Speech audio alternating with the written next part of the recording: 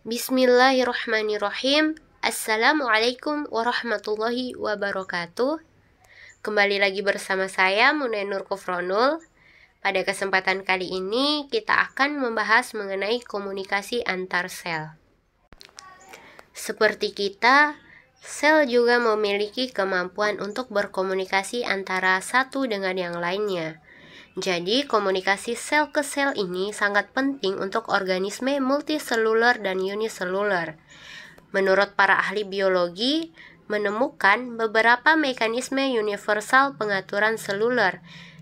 Jadi, kebanyakan sel itu seringkali berkomunikasi satu sama lain menggunakan via sinyal kimiawi. Contohnya, respon fight or flight yang dipicu oleh molekul yang memberi sinyal epinefrin. Nah, selain itu, ini juga sejalan dengan tafsir ilmi hewan dalam perspektif Al-Quran dan sains, di mana sel dalam tubuh manusia yang masing-masing mempunyai fungsi yang berbeda-beda dan harus saling kerjasama, tentunya memiliki sesuatu sistem untuk berkomunikasi. Jadi teman-teman, suatu sistem sinyal kimiawi yang digunakan untuk berkomunikasi antar sel yang sama, sel lain yang berdekatan maupun sel lain yang letaknya berjauhan. Tanpa adanya komunikasi itu, maka tidak akan ada tubuh seperti yang manusia kenal pada saat ini. Ini juga sejalan dengan firman Allah dalam Quran surah An-Naml ayat 17 dan 18 yang bunyinya, A'udzu billahi minasyaitonir rajim. Wa hasyira li Sulaiman junuduhu minal jinni wal insi wat thairi fahum yuza'un. Dan untuk Sulaiman dikumpulkan bala tentaranya dari jin, manusia dan burung, lalu mereka berbaris dengan tertib. Hatta idza atau ala wadin namli qalat namlatun ya ayyuhan namlu dkhulu masakinakum la yahtimannakum Sulaiman wa junuduhu wa hum la yash'urun. Hingga ketika mereka sampai di lembah semut, berkatalah seekor semut, wahai semut-semut, masuklah ke dalam sarang-sarangmu agar kamu tidak diinjak oleh Sulaiman dan bala tentaranya, sedangkan mereka tidak menyadarinya. Nah, dari ayat ini menggambarkan bahwa sistem komunikasi antara semut yang sangat mungkin menggunakan bahan yang bersifat kimiawi juga dilakukan oleh sel antar sel untuk berkomunikasi. Jadi teman-teman sekalian, bahwa senyawa kimia ini merupakan salah satu bahan yang digunakan oleh hewan, tumbuhan maupun sel untuk berkomunikasi atau tanpa harus bersentuhan secara langsung. Jadi dapat kita lihat ilustrasi berikut ini di mana sel A berusaha memberikan informasi dalam bentuk sinyal, di mana sinyal tersebut dikirim menuju ke sel B. Nah, sel B kemudian akan menerima sinyal tersebut dan kemudian sel B mengambil tindakan sebagai respon atas sinyal yang diterima. Proses ini disebut sebagai penyinalan sel atau cell signaling. Nah, berdasarkan ilustrasi tadi, ada 3 langkah yang akan dibahas pada kesempatan kali ini.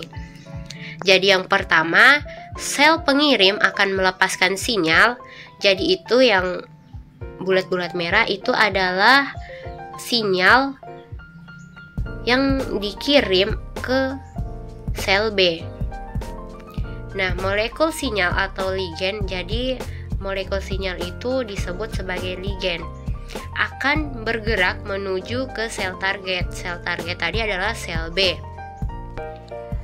Nah, kemudian langkah yang kedua yaitu di mana sel target akan menerima sinyal. Jadi, sel B tadi akan menerima sinyal yang diberikan atau yang dikirim oleh sel A. Selanjutnya, ligen akan berikatan dengan reseptor pada sel penerima. Jadi ligen atau sinyal yang dikirim oleh sel A tadi, dia akan berikatan dengan reseptor yang ada pada sel B.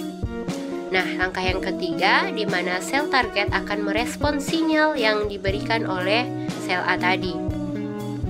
Oke teman-teman, selanjutnya kita akan masuk pada jenis komunikasi antar sel. Jadi ada beberapa jenis komunikasi antar sel, diantaranya ada autokrin, parakrin, dan endokrin. Nah, autokrin ini adalah sel yang menghasilkan sinyal aurokin atau otokrin. Jadi jenis pesinyalan ini sering terjadi selama perkembangan awal suatu organisme, di mana dia untuk memastikan bahwa sel berkembang menjadi jaringan yang benar dan menjalankan fungsi fisiologis yang tepat. Jadi contoh dari molekul sinyal dari sel autokrin ini yaitu berupa sitokin yang dikeluarkan oleh leukosit. Nah, pensinyalan autokrin ini juga dia dapat mengatur sensasi nyeri dan respon inflamasi. Jadi teman-teman, materi komunikasi sel ini juga berkaitan dengan materi inflamasi yang dibahas sebelumnya, di mana bila sebuah sel yang terinfeksi virus, kemudian sel tersebut ia dapat memberi sinyal sendiri untuk menjalani kematian sel yang terprogram atau apoptosis, di mana dia bertujuan untuk membunuh virus dalam sel tersebut. Nah, kemudian jenis komunikasi sel yang kedua yaitu parakrin. Parakrin ini merupakan sinyal yang bekerja secara lokal antar sel yang berdekatan. Jadi komunikasinya ini dia dalam jarak yang dekat. Nah, jenis sinyal ini biasanya memperoleh tanggapan yang cepat yang hanya berlangsung dalam waktu singkat. Karena jaraknya dekat, maka dia memperoleh respon yang cepat pula. Jadi contohnya yaitu berupa faktor pertumbuhan, prostaglandin, dan histamin. Nah, contoh lainnya yaitu pada komunikasi antar neuron. Jadi teman-teman, ligan yang digunakan pada komunikasi neuron ini dia disebut dengan neurotransmitter. Jenis komunikasi sel yang ketiga yaitu endokrin, di mana endokrin ini merupakan komunikasi antar sel yang jaraknya jauh. Nah, jenis sinyal ini biasanya dia menghasilkan respon yang lebih lambat tetapi memiliki efek yang lebih tahan lama. Nah, ligan yang disalurkan ini dia melalui pembuluh darah. Ligan yang digunakan pada komunikasi ini biasa disebut dengan hormon.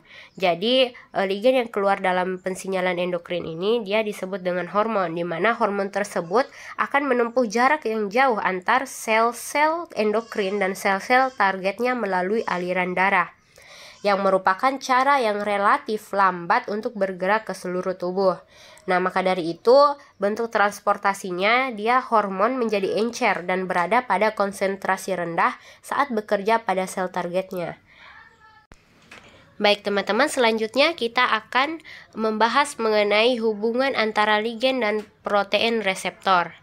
Nah, dapat kita lihat ilustrasi berikut ini di mana ligen atau sinyal yang dikirim itu berwarna merah dan kemudian protein reseptornya berwarna hijau, dan yang berwarna orange ini adalah sel target.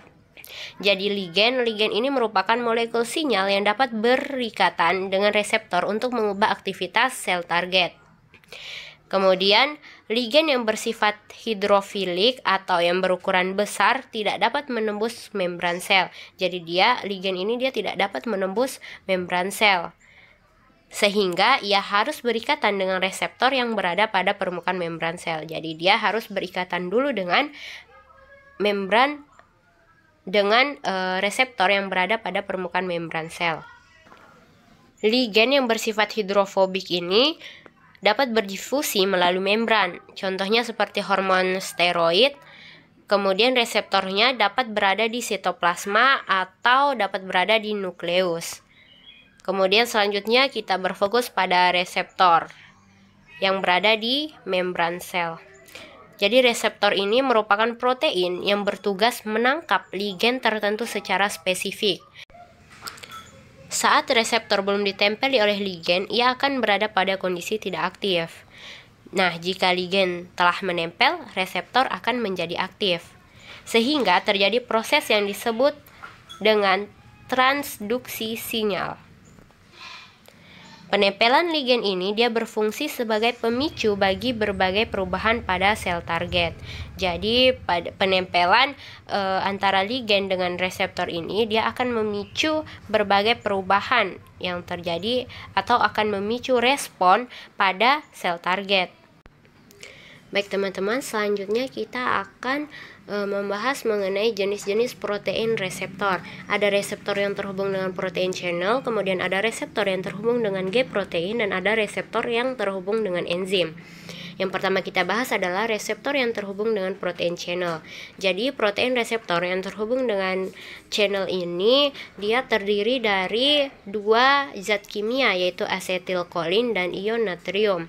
Nah, awalnya reseptor ini dia berada dalam keadaan tidak aktif atau tertutup. Kemudian ketika asetilkolin menempel pada reseptor, maka gerbang protein ini akan menjadi terbuka atau dia akan menjadi aktif. Nah, sehingga ion natrium tadi dia dapat masuk ke dalam sel. Selanjutnya kita membahas jenis protein reseptor yang terhubung dengan G protein. Jadi itu adalah bentuk dari G protein. Awalnya reseptor ini dia berada dalam keadaan tidak aktif atau off. Nah, saat ligen menempel, reseptor tadi akan menjadi aktif. Nah, pada banyak kondisi efek ligen dapat diperkuat oleh serangkaian mekanisme di dalam sel. Jadi di dalam sel itu terdapat berbagai macam rangkaian lagi. Nah, di dalam sel dapat dibentuk molekul sinyal kedua atau second messenger. Jadi contoh second messenger ini yaitu berupa cyclic adenosine monofosfat atau CAMP, dan yang kedua yaitu inositol trifosfat atau IP3. Jadi second messenger ini akan memicu berbagai reaksi selanjutnya. Nah, salah satu contohnya yaitu dia akan menghasilkan respon yaitu berupa perubahan metabolisme sel dan perubahan aktivitas genetik. Jenis protein reseptor yang ketiga yaitu reseptor yang terhubung dengan enzim. Jadi protein reseptor yang terhubung dengan enzim ini contoh ligennya yaitu growth factor. Nah, saat growth factor ini menempel maka akan terjadi berbagai respon di dalam sel tersebut. Nah, salah satu contoh dari responnya adalah aktivasi protein kinase. Jadi protein kinase ini dapat mengaktifkan berbagai protein lainnya yang ada di dalam sel, seperti protein yang mengatur pertumbuhan, pembelahan, serta diferensiasi sel target. Jadi setelah tujuannya berakhir, maka suatu sinyal harus segera diakhiri. Nah, menempelnya ligen pada reseptor tadi menandakan bahwa sinyal telah diterima. Dan ketika sinyal telah diterima, maka sinyal harus segera diakhiri, yaitu dengan terlepasnya ligen tadi maka reseptor akan menjadi tidak aktif, dan akhir dari semuanya yaitu akan memicu atau menimbulkan berbagai macam respon. Oke teman-teman, mungkin cuman itu yang dapat saya sampaikan pada pembahasan materi komunikasi sel kali ini. Lebih dan kurangnya saya mohon maaf. Semoga apa yang disampaikan tadi dapat bermanfaat bagi kita semua. Akhirul kalam, billahi taufiq wal hidayah. Wassalamualaikum warahmatullahi wabarakatuh. Don't forget like, comment, and subscribe. Thank you.